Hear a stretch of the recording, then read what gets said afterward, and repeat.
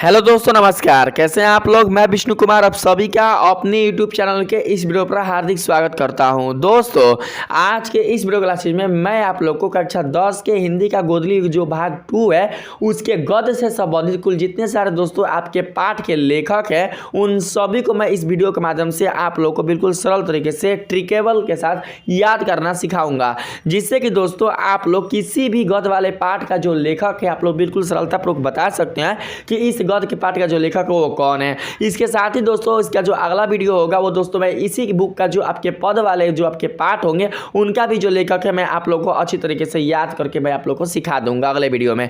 लेकिन इस वीडियो में दोस्तों आपके हिंदी भाग 2 के गोदली वाले में जो आपके गद्य वाले कुल जितने सारे आपके पाठ है उन सभी का लेखक दोस्तों मैं इस वीडियो के माध्यम से आप लोग को सिखाऊंगा। क्योंकि जब दोस्तों आपके मैट्रिक बोर्ड में जब आपके एग्जाम में आपके ये हिंदी से रिलेटेड जब दोस्तों आपसे क्वेश्चन पूछा जाएगा तो उसमें दोस्तों आपके कभी कभी नाम पूछा जाता है आपके पाठ के साथ। लेकिन बहुत सारे बच्चे तो याद तो किए हुए रहते हैं लेकिन ये मिस कर जाते हैं, ये गड़बड़ा जाते हैं कि इन चारों में से कौन सा उस पाठ का सही लेखक होगा। तो दोस्तों इसीलिए मैं इस वीडियो में आप लोग को इतनी अच्छी तरीके से मैं ट्रिकेबल के साथ आप लोग को बताऊंगा कि आप लोग आपके जो गद्य वाले पाठ में कुल जितने सारे दोस्तों आपके पाठ होंगे उसके किसी भी लेखक में आप लोग गड़बड़ नहीं कर सकते हैं। तो आइए दोस्तों मैं इस वीडियो के माध्यम से आप लोगों को बताने का प्रयास करता हूं। तो सबसे पहले दोस्तों हम लोग बात करते हैं यहाँ पर जो आपके हिंदी का जो आपका पहला जो चैप्टर है गद्य वाला उसके बारे में। यहाँ पर दोस्तों बोला जा रहा है पहला में कि श्रम विभाजन एवं जाति प्रथा, यानी दोस्तों आपके पहले पाठ का जो अध्याय का जो नाम है उसका नाम है श्रम विभाजन एवं जाति प्रथा।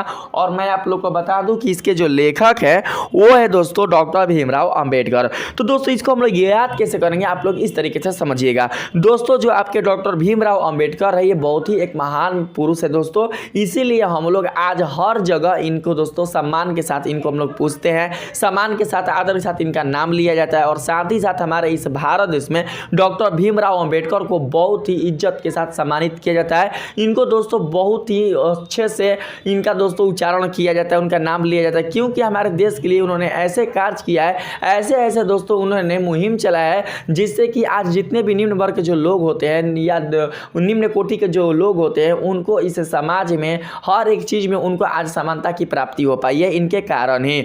दोस्तों उन्होंने हर एक क्षेत्र में अपना बहुत ही महत्वपूर्ण योगदान दिया है, चाहे वो क्षेत्र दोस्तों आपके श्रम विभाजन का हो, चाहे वो जातिवादा का हो, चाहे वो दोस्तों आपके छुआछूत का हो, या चाहे दोस्तों आपका रंग भेद का हो। हर क्षेत्र में क्या किया है इन्होंने अपना बहुत ही महत्वपूर्ण योगदान दिया है। तो दोस्तों हमारे देखिए जब इनके समय में जब बात आया था डॉक्टर भीमराव अंबेडकर के, तो उस समय में दोस्तों क्या था कि लोगों को उनका जो श्रम था, उनका जो मेहनत था उनके जाति के आधार पर दिया जाता था, ठीक है। और साथ ही साथ दोस्तों मैं आप सभी को बता दूं कि जो श्रम थे, जो दोस्तों काम थे, वे लोगों के जाति के आधार पर दिया जाता है। यानी कोई दोस्तों किसी मतलब जो निम्न कोटि का जो जाति के जो लोग होते थे उनको निम्न वाला ही काम दिया जाता था, यानी उसको दोस्तों उच्च जो भी मतलब बड़े बड़े जो काम होते हैं या अच्छे जो काम होते हैं उसको वो बिल्कुल भी करने का अधिकार नहीं था। साथ ही साथ दोस्तों ऐसा लोग मतलब पहले मानते थे कि जो निम्न कोटि के जो वर्ग के जो लोग होते हैं उनको बिल्कुल भी शिक्षा का अधिकार नहीं है, यानी दोस्तों उनको शिक्षा से भी वंचित कर दिया जाता था। तो इन सबको लेकर हमारे जो डॉक्टर भीमराव अंबेडकर हैं उन्होंने अपना बहुत ही महत्वपूर्ण दोस्तों अपनी भूमिका निभाया था, जिससे कि आज इस वर्तमान समय में जो निम्न कोटि के भी जो लोग हैं उनको भी समानता का अधिकार प्राप्त हो पाया है। तो इसको दोस्तों आप लोग इस तरीके से समझ सकते हैं। देखिए श्रम विभाजन एवं जाति प्रथा, यानी जाति से संबंधित अगर किसी का नाम लिया जाता है तो वो है दोस्तों आपके डॉक्टर भीमराव अंबेडकर।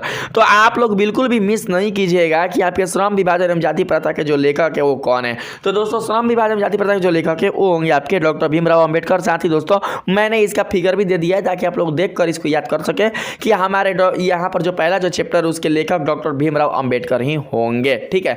अब मैं दोस्तों यहाँ पर बात करता हूँ 2 नंबर का। यहाँ पर समझने का प्रयास कीजिएगा इसमें क्या बताया जा रहा है। 20 के दांत दोस्तों ये आपका एक बहुत ही अच्छा चैप्टर है, इसको अगर आप पढ़ते हैं तो आपको बहुत ही अच्छा दोस्तों नॉलेज भी मिलता है, आपको ज्ञान भी मिलता है इस चैप्टर से। और साथ ही साथ दोस्तों इस चैप्टर में रोमांचक दोस्तों कहानी भी बताया गया है। तो जो 20 का जो दोस्तों दांत है इसको हम लोग इस तरीके से समझेंगे। देखिए अगर किसी जगह पर कोई सांप अगर काट दे, यानी जो भी मतलब विषधारी कोई जीव है अगर किसी इंसान या किसी जीव को अगर वो काट दे तो वहाँ का जो स्थान होता है वो दोस्तों हो जाता है नीला। तो जब दोस्तों वहाँ का स्थान जब नीला हो जाता है तो हम लोग ये समझते हैं कि कोई ना कोई विषधारी क्या किया है, उस जीव को काट दिया है, यानी उस मनुष्य को काट दिया है। तो दोस्तों जो आपका वहाँ का जो जगह है वो हो जाता है नीला। कब? जब दोस्तों 20 वाले दांत से उसको वहाँ पर काटा जाता है तब। तो जब दोस्तों वहाँ पर 20 वाले दांत से जब काटा जाता है तो उस स्थान का जो रंग होता है वो नीला हो जाता है। तो उससे हम लोग ये समझेंगे कि नीला से होता है क्या, तो नलिन, यानी नलिन का मतलब होता है नीला। तो दोस्तों अगर आप लोग नलिन तक पकड़ लीजिएगा ना तो आपके गद्य वाले चैप्टर में किसी भी लेखक का नाम बिल्कुल भी नलिन नहीं है। तो दोस्तों आपको 4 ऑप्शन में से जिसका नाम अगर नलिन मिले तो आप लोग दोस्तों समझिएगा कि आपका वो कौन है, तो नलिन बिलोचन शर्मा है। साथ ही साथ दोस्तों आप लोग याद किए रहिएगा, पहले से याद कर लीजिएगा कि इसके लेखक ये है, इसके लेखक ये है। मैं आप लोग केवल कंफर्मेशन के लिए, आपको कंफर्म होने के लिए मैं दोस्तों आप लोगों को बता रहा हूं कि आपके पाठ के जो लेखक होंगे वो दोस्तों वही होंगे, बिना दोस्तों गड़बड़ के साथ, ठीक है। इसीलिए मैं आप लोग को अच्छे तरीके से बताते जा रहा हूं, ठीक है। अब मैं यहाँ पर बात करता हूं दोस्तों 3 नंबर में। देखिए यहाँ पर क्या बताया जा रहा है, भारत से हम क्या सीखे, ठीक है। तो दोस्तों मैं आप सभी को बता दूं कि हमारे प्राचीन काल में, हमारे पुरातन समय में, हमारे भारत में जो लोग हुआ करते थे, हमारे भारत में दोस्तों जो महापुरुष हुआ करते थे वो बहुत ही ज्ञानशील हुआ करते थे, बहुत ही बुद्धिमान हुआ करते थे। हमारे देश में, हमारे पुरातन समय में एक से बढ़कर एक योद्धा जन्म लिए इस धरती पर, एक से बढ़कर एक महापुरुष जन्म लिए इस धरती पर, एक से बढ़कर एक नीतिकार महाज्ञानी इस धरती पर जन्म लिए, यहाँ तक कि भगवान तक भी हमारे इस भारत देश की भूमि पर अवतार लिए हैं। इसलिए हमारे भारत देश की इस भूमि को देवभूमि के नाम से भी जाना जाता है। तो दोस्तों हमारे पुराना समय में इन्हीं लोगों के कारण जो हमारे अन्य देशों के जो लोग होते हैं, बाहरी देशों के जो लोग होते हैं, उसमें से अधिकांश का मतलब होता है मैक्सिमम लोग, यानी भारत में जो लोग आया करते थे अपने देशों को छोड़कर, वो बाकी के कुल जितने सारे दोस्तों आपके जो लोग हुआ करते थे अपने देशों को छोड़कर भारत देश में आने वाले, वो दोस्तों मैक्सिमम से मैक्सिमम हमारे भारत से कुछ सीखने के लिए आते थे। क्योंकि दोस्तों हमारा भारत देश सभी विश्व के देशों में से एक ऐसा देश था जो कि दोस्तों सिखाने में बहुत ही अग्रणी था। क्योंकि उस समय हमारा भारत दुनिया की नजर में भले विकसित हो या ना हो, लेकिन हमारी जो सांस्कृतिक व्यवस्था थी, हमारी जो आर्थिक व्यवस्था थी, हमारी दोस्तों जो धार्मिक व्यवस्था थी, वो अन्य देशों से काफी उच्च और काफी दोस्तों महत्वपूर्ण थी। इसीलिए बहुत सारे लोग जो होते थे वो हमारे भारत देश में कुछ ना कुछ सीखने के लिए आते थे। तो दोस्तों आप लोग यहाँ से ये समझिएगा कि भारत से हम क्या सीखे, तो हमारे भारत में सीखने वाले जो लोग हुआ करते थे वो मैक्सिमम क्या करते थे कि हमारे भारत से सीखने के लिए ही कुछ आते थे, ठीक है। तो मैक्सिमम से बनेगा आपका मैक्स मूलर, याद रखिएगा। मैक्सिमम से क्या बनेगा दोस्तों, तो मैक्सिमम से बनेगा आपका मैक्स मूलर, यानी कि आपके भारत आने वाले अधिकांश, यानी मैक्सिमम जो लोगों का मूल उद्देश्य था, मूल उद्देश्य वो क्या था दोस्तों, तो भारत से कुछ सीखना, ज्ञान की प्राप्ति करना। और आज इस वर्तमान समय में हमारे भारत देश से बहुत सारे लोगों ने सीखकर अपने आप को बहुत आगे बढ़ा लिया है, ठीक है।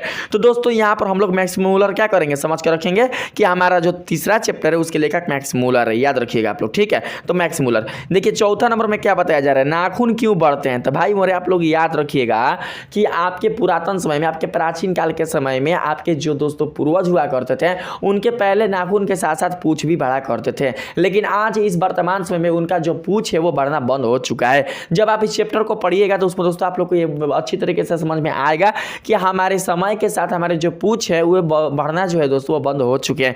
लेकिन आज इस वर्तमान समय में भी जो दोस्तों हमारे नाखून है वो दोस्तों आखिर बढ़िए रहे।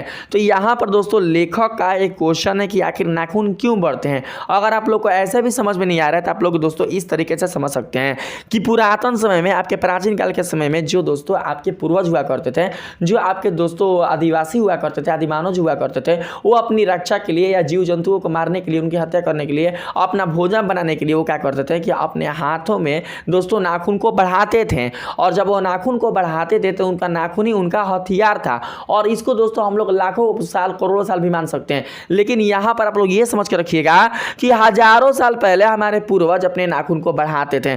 तो नाखून का बढ़ना मतलब हजारों साल पहले हमारे लोग क्या करते थे, नाखून को बढ़ाते थे। आजकल तो इस वर्तमान समय केवल लड़की नाखून को बढ़ाती है, लड़का तो कोई नाखून बढ़ाता नहीं है, लड़की बढ़ाती है नाखून को, क्योंकि किसी से अगर फाटा फाटी हो जाए तो नोच लो उसका मुंह, ठीक है। तो यहाँ पर समझ के आप लोग यही रखिएगा कि हजारों साल पहले हमारे पूर्वज नाखून को बढ़ाते थे। तो हजारों से बना आपका हजारी, हजारों से क्या बना भाई, तो हजारी। जब बन जाएगा हजारी तो इससे आप लोग समझ कर रखिएगा कि आपका जो दोस्तों लेखक है वो है हजारी प्रसाद द्विवेदी। तो इस प्रकार से आपका चौथा का जो लेखक है वो भी आपको बिल्कुल अच्छी तरीके से याद हो चुका होगा, हजारी प्रसाद द्विवेदी। मैं आपको बार बार बोल रहा हूं कि आप लोग पहले से लेखक का नाम याद करके रखिएगा। बस थोड़ा सा आपको हिंट चाहिए कि हाँ इस चैप्टर का जो लेखक है वो वास्तव में यही होगा, कन्फर्मेशन, यानी कन्फर्म हो जाएगा हाँ यही होगा। तो इसलिए दोस्तों मैं आप लोगों को ट्रिक के साथ बताते जा रहा हूं, ठीक है। देखिए 5 नंबर में क्या यहाँ पर बताया जा रहा है, नागरी लिपि। दोस्तों हर एक लिपि का कुछ ना कुछ गुण होता है। जैसे कि दोस्तों आपके रोमन लिपि का कुछ और गुण होता है, आपके ब्राह्मी लिपि का एक अलग गुण होता है। उसी प्रकार से दोस्तों आपके जो नागरी लिपि है, जो देवनागरी लिपि है, उसका भी एक अलग ही गुण होता है। तो दोस्तों हम लोग नागरी लिपि को समझेंगे गुण से, और गुण को ही दोस्तों हम लोग यहाँ पर बना लेंगे गुणाकर। यानी दोस्तों आपकी जो लिपि होती है वो किसी ना किसी गुण से संबंधित होती है, ठीक है। तो यहाँ से आपका जो गुण है वो आपका बन जाता है किसमें, तो दोस्तों आपका बन जाता है गुणाकर में। जब आप लोग दोस्तों इतना समझ लीजिएगा गुणाकर, अब पहले से आप इसके लेखक का नाम याद किए हुए रहते हैं तो आप लोग समझ जाते हैं कि इसका जो लेखक है वो है गुणाकर मूले। तो दोस्तों आपका 5 का जो आपके लेखक होंगे वो है गुणाकर मूले। तो इस तरीके से क्या कर सकते हैं आप लोग याद कर सकते हैं, यानी कि लिपि, यानी लिपि कहने का मतलब कि हर एक लिपि का कोई ना कोई गुण होता है, और यहाँ पर दिया हुआ है नागरी लिपि। तो दोस्तों जो आपका नागरी लिपि इसका भी कोई ना कोई गुण होगा, और इस गुण को हम लोग समझेंगे गुणाकर, इसलिए इस लेखक का जो नाम होगा वो होगा गुणाकर मूले। अब देखिएगा 6 नंबर में आपका जो दोस्तों 6 जो चैप्टर है उस चैप्टर का नाम है बहादुर, और इसके जो लेखक हैं वो है दोस्तों अमरकांत। लेकिन याद कैसे करेंगे इसे दोस्तों मैं आप लोग को समझा रहा हूं। देखिए बहादुर, तो दोस्तों जो लोग बहादुर होते हैं उनकी जो कथाएं होती हैं दोस्तों वो हमेशा के लिए अमर हो जाती है, यानी लोग इनकी कथाओं को बार बार दोस्तों क्या करते रहते हैं और सुनते रहते हैं, जैसे कि लोगों को इनकी कथाओं से काफ़ी प्रेरणा मिले, काफ़ी दोस्तों उनके अंदर बदलाव आए। आपके इस भारत देश में बहुत सारे जो दोस्तों लोग थे वो आपके बहादुर हुआ करते थे, और बहुत सारे ऐसे दोस्तों हमारे इस भारत देश की भूमि पर महापुरुष जन्म ले चुके हैं जिनकी दोस्तों गाथाएं जो है वो उनकी बहादुरता से संबंधित है। जैसे कि दोस्तों आपके वीर कुंवर सिंह हो गए, महाराणा प्रताप हो गए, आपकी झांसी की रानी हो गए, सुभाष चंद्र बोस हो गए, आपके भगत सिंह हो गए, ये सारे के सारे दोस्तों क्या थे, आपके सारे के सारे महापुरुष आपके दोस्तों बहादुर थे, और इनकी बहादुरी के कारण ही आज हमारा जो भारत देश है ये दोस्तों आज़ाद हो पाया, और साथ ही साथ हमारा जो भारत देश की जो गौरव है, इसकी जो गरिमा है वो दोस्तों काफ़ी ऊँच है और बहुत ही दोस्तों श्रेष्ठ है इन्हीं महापुरुषों के कारण। इसलिए इस धरती को महापुरुषों की धरती भी दोस्तों कहा जाता है। आपके कर्ण हो गए, आपके दोस्तों अर्जुन हो गए, राम हो गए, आप हनुमान जी हो गए, ये सब के सब बहादुर थे, इसीलिए इनकी गाथाएं जो है वो आज भी प्रचलित है। तो दोस्तों आप लोग इसको इस तरीके से समझ कर रखिएगा, यानी जो प्राणी जो मनुष्य बहादुर होते हैं उनकी कथाएं जो होती है वो अमर हो जाती है, यानी उनकी जो गाथाएं होती है वो दोस्तों सदा के लिए मिटती नहीं है, वो अमर हो जाती है। तो अमर से हम लोग ये समझेंगे कि अमर हमारा हो गया अमरकांत, यानी कि इसके जो लेखक है वो हैं अमरकांत। तो आप लोग दोस्तों समझ कर रखिएगा कि आपके बहादुर का जो लेखक वो कौन हो गया, तो अमरकांत, ठीक है। तो इस तरीके से समझ सकते हैं, यानी जो बहादुर होते हैं उनकी कथाएं हमेशा क्या होती है दोस्तों, अमर हो जाती है, और जब अमर हो जाती है तो यहाँ से तो पकड़ नहीं सकते हैं कि अमर यानी अमरकांत। 7 नंबर में देखिएगा क्या बताया जा रहा है, परंपरा का मूल्यांकन। दोस्तों परंपरा का अगर मूल्यांकन अगर सीखना हो तो आप लोग महाभारत से भी सीख सकते हैं, आप लोग रामायण से भी सीख सकते हैं। ज़्यादा अगर बात करें तो दोस्तों हम लोग यहाँ पर रामायण का बात यहाँ पर करते हैं। दोस्तों रामायण में एक अच्छे भाई का कर्तव्य दिखाया गया है, एक अच्छे पत्नी का कर्तव्य दिखाया गया है, एक अच्छे मित्र का कर्तव्य दिखाया गया है, एक अच्छे पिता का कर्तव्य दिखाया गया है, उसके धर्मों को दिखाया गया है। तो दोस्तों परंपरा का जो मूल्यांकन है वो हमें रामायण को दोस्तों देखने से हमको मिलती है। इसीलिए दोस्तों कहा जाता है कि अपने बच्चों को जॉनी जॉनी यस पापा पढ़ाओ या ना पढ़ाओ, लेकिन उसे महाभारत और रामायण और गीता का ज्ञान जरूर सिखलाओ, जिससे कि दोस्तों वो किताबी ज्ञान के साथ साथ अपने जीवन में धार्मिक ज्ञान को भी उतार सके, जिससे कि वो अपने आने वाले समय में कोई भी ऊंच नीच या कोई भी दोस्तों अनैतिक कर्म ना कर बैठे, ठीक है। तो दोस्तों आपके रामायण में जो प्रमुख भूमिका है वो निभाने वाले हैं दोस्तों आपके राम, और इस राम से हम लोग ये समझेंगे कि हमारे परंपरा का जो मूल्यांकन है उसका जो लेखक है वो है रामविलास शर्मा। तो दोस्तों कैसे आप लोगों ने समझा, आप लोगों ने ऐसे समझा कि परंपरा का जो मूल्यांकन है वो दोस्तों हमको सीखने को मिलती है रामायण से, और रामायण का प्रमुख किरदार किन्होंने निभाया था, तो वो दोस्तों निभाया था राम ने। इसीलिए दोस्तों उसका संपूर्ण जो दोस्तों नाम है वो नामकरण हुआ था संपूर्ण रामायण। और दोस्तों हम लोग इसी राम से समझकर ये रखेंगे कि हमारे परंपरा का जो मूल्यांकन के जो लेखक है वो है रामविलास शर्मा, ठीक है। तो ये दोस्तों आप लोग इसको अच्छे तरीके से समझ सकते हैं, जैसे मैंने आप लोगों को समझाने का प्रयास किया। अब मैं बात करता हूँ 8 नंबर में। देखिएगा इसमें आप लोग से क्या बताया जा रहा है, जीत जीत मैं निरखत हूँ। तो दोस्तों देखिएगा जो जीतता है वो दोस्तों होता है विजयी, यानी जो जीतता है वो होता है क्या, तो विजयी। तो दोस्तों हम लोग विजयी से समझेंगे क्या, तो बिरजू। याद रखें मेरी बातों को, विजयी से क्या, तो दोस्तों विजयी से हो गया आपका, समझिएगा यहाँ पर बिरजू, यानी जीत जीत मैं निरखत हूँ। निरखत यानी दोस्तों आप लोग समझ के रखिएगा कि जो जीतता है वही, देखिए जो विजयी होता है वही जीतेगा भाई। तो जो दोस्तों विजयी हुआ वो जीता, और यहाँ पर जो विजयी है उसको दोस्तों हम लोग कन्वर्ट कर देंगे किस में, तो बिरजू में। और जो विजयी होता है उसे उस राज्य का महाराजा बनाया जाता है, यानी वहाँ को महाराज होता है।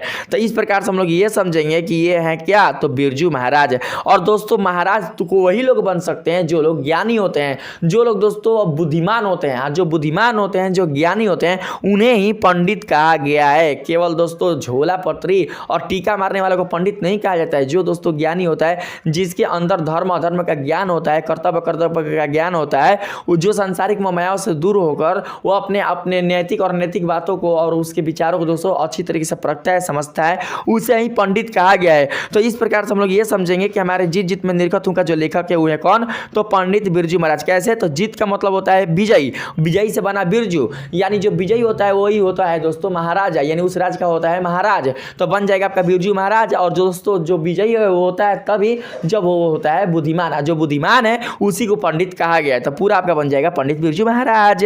देखिए 9 नंबर में क्या दोस्तों यहाँ पर बताया जा रहा है, आवेनियो। तो दोस्तों देखिए आवेनियो एक स्थान है, ठीक है। तो दोस्तों जो आवेनियो जो स्थान है, आप लोग इसको याद करने के तौर पर यह समझ कर रखिएगा कि उस स्थान पर बिल्कुल भी शोक नहीं है, बिल्कुल भी दुख नहीं है, क्योंकि शोक का मतलब होता है दुख। कोई भी वहां पर पीड़ा नहीं है, ठीक है, कोई भी वहां पर उदासी नहीं है, ठीक है। जैसे कि जहां पर सीता माँ को रावण लेकर गया था, उस वाटिका का जो नाम था वो क्या था, तो वो दोस्तों वाटिका का नाम था अशोक वाटिका, यानी उस वाटिका पर जो रावण है उन्होंने इसलिए माँ सीता को रखा था ताकि जो सीता है वो राम के शोक में राम के लिए बिल्कुल भी विलाप ना करे, यानी वो राम को ज्यादा से ज्यादा क्या कर सके, वो भूल सके। इसीलिए रावण ने माँ सीता को उस वाटिका में उठाकर रखा था। तो आप लोग देखिए यहाँ पर देखिए किताबी ज्ञान को मत रखिएगा, यहाँ पर आप लोग याद करने के शॉर्ट पर मैं आप लोग को समझा रहा हूँ, याद करने के तरीका पर दोस्तों आप लोग समझ के रखिएगा कि आवेनियो एक स्थान, एक ऐसा स्थान है जहाँ पर बिल्कुल भी शोक नहीं है। तो जब जहाँ पर बिल्कुल भी शोक नहीं है उसको हम लोग बोलते हैं अशोक। तो देखिए कैसे अशोक, तो दोस्तों शोक का उल्टा होता है अशोक, क्योंकि शोक का मतलब होता है दुख है, और दुख का अगर हम लोग अपोजिट करेंगे तो होता है सुख है। उसी प्रकार से शोक का मतलब, शोक का अगर हम लोग उल्टा करेंगे तो हो जाएगा अशोक, क्योंकि अवनियों में बिल्कुल भी दोस्तों वहां पर शोक नहीं है, बिल्कुल भी वहां पर दोस्तों बिल्कुल भी दुख नहीं है, पीड़ा नहीं है, तो इसीलिए हम लोग समझेंगे अशोक है। और जब दोस्तों आप लोग अशोक तक पकड़ लीजिएगा ना, तो आप लोग समझ जाइएगा कि इसके लेखक हैं अशोक वाजपेयी, ठीक है। देखिए 10 नंबर में क्या बताया जा रहा है यहाँ पर, मछली। तो दोस्तों यहाँ पर समझ के रखिएगा, देखिए हर चीज के लिए भाई यहाँ पर बिल्कुल भी अच्छी तरीके से दोस्तों मैं आप लोगों को ट्रिक नहीं दे सकता, लेकिन आप लोग यहाँ पर से समझ के रखिएगा कि मछली के जो लेखक है, इसका तो कोई दोस्तों मैं ट्रिक नहीं बता सकता, लेकिन आप लोग समझ के रखिएगा इसका जो दोस्तों आप लोग का जो लेखक है वो है विनोद कुमार शुक्ल, ठीक है। तो दोस्तों आप लोग विनोद कुमार शुक्ल को क्या कीजिएगा यहाँ पर समझ कर रखिएगा। इसको आप लोग ऐसे भी समझ सकते हैं कि आपके जो विष्णु भगवान है उन्होंने एक अवतार लिया था जिसे हम लोग बोलते हैं मत्स्य अवतार, और जो मत्स्य है उसी को हम लोग बोलते हैं मछली। तो दोस्तों मछली का अवतार लेने वाले थे आपके विष्णु भगवान, और विष्णु से निकल कर आ जाएगा आपका बी, और इस बी से हम लोग ये समझेंगे कि हमारा इस चैप्टर का जो लेखक है वो है विनोद। जब विनोद समझ लीजिएगा तो आपका जो नाम है वो बिल्कुल दोस्तों अच्छी तरीके से याद आ जाएगा कि इसके लेखक हो गए विनोद कुमार शुक्ल। तो कैसे, तो मछली का अवतार लेने वाले थे विष्णु भगवान, उन्होंने एक अवतार मत्स्य का भी लिया था जिसको हम लोग मछली बोलते हैं, और विष्णु से निकला बी, और बी से आपका बन जाएगा विनोद, और उसके बाद दोस्तों आप लोग पूरा नाम समझ सकते हैं विनोद कुमार शुक्ल, ठीक है। अब देखिए 11 नंबर में यहाँ पर क्या बताया जा रहा है, नौबत खाने में इबादत, ठीक है। तो नौबत खाने में इबादत कहने का मतलब कि दोस्तों इस चैप्टर को आप लोगों ने पढ़ा होगा तो आप लोग दोस्तों इसके राइटर का नाम याद कर चुके होंगे, लेकिन अगर मैं बात करूँ याद करने के तौर पर तो दोस्त यहाँ पर समझिएगा नौबत खाने में इबादत। तो देखिए ई का मतलब होता है ई का मतलब यानी जब आप लोग यण संधि पढ़िएगा तो यण संधि में ई का जो रूपांतरण है वो य में चेंज हो जाता है। जब य में चेंज हो जाएगा दोस्तों तो आप लोग समझ कर रखिएगा कि य यानी कि यतीन्द्र, और जब आप लोग यतीन्द्र दोस्तों पढ़ लीजिएगा तो आपका समझ में आ जाएगा यतीन्द्र मिश्र। कैसे, तो नौबत खाने में इबादत, तो यहाँ से जो लास्ट वाला जो ई है इसको दोस्तों आप लोग देखिएगा कि यण संधि में ई का रूपांतरण किस में होता है, तो य में, तो य से बन जाएगा यतीन्द्र, और यतीन्द्र जब आप लोग बना लीजिएगा तो आप लोग दोस्तों समझ सकेंगे कि इसका जो लेखक है, इसका जो राइटर है वो है नौबत खाने में इबादत के, वो है यतीन्द्र मिश्र। आपके गद्य वाले चैप्टर का जो दोस्तों लास्ट जो चैप्टर है वो है शिक्षा और संस्कृति, जिसके राइटर है महात्मा गांधी। दोस्तों शिक्षा और संस्कृति जिसमें होती है वो कहलाते हैं महात्मा, और जो दूसरों को शिक्षा और संस्कृति का रूप दिखलाते हैं, शिक्षा और संस्कृति का मार्ग प्रदर्शन करते हैं, वो भी आपके महात्मा ही कहलाते हैं, यानी कि ज्ञानी पुरुष को ही महात्मा कहा जाता है।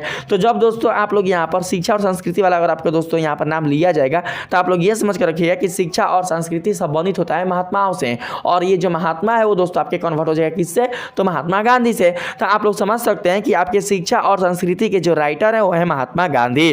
तो इस प्रकार से दोस्तों मैंने अपने बुद्धि के अनुसार जितना मुझसे हो सका मैंने आपके दोस्तों गद्य वाले चैप्टर में कुल जितने सारे दोस्तों आपके पाठ के लेखक है उन सभी को मैंने आप लोग को याद करने के तौर पर बिल्कुल अच्छी तरीके से शॉर्ट ट्रिक के साथ समझाने का प्रयास किया है।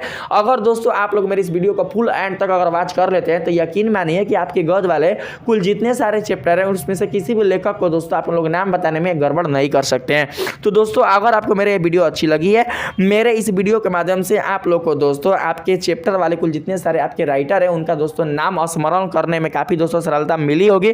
तो प्लीज़ दोस्तों मेरे इस वीडियो को लाइक कीजिएगा, सब्सक्राइब कीजिएगा और साथ ही साथ दोस्तों अगर आपको पसंद आए तो अपने दोस्तों में भी शेयर कीजिएगा। आज के लिए इतना ही, मिलते हैं अगले वीडियो में, तब तक के लिए धन्यवाद।